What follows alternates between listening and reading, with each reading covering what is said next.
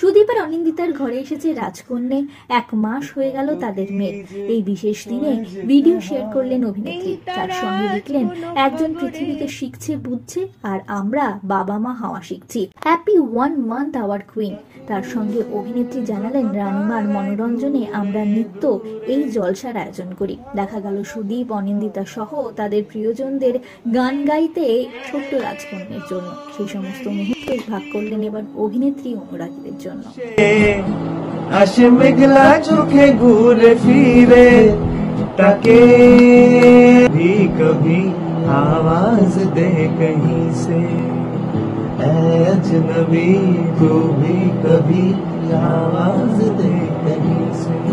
শোভন সকলি নবীন সকলি বিমল আজ রাখনা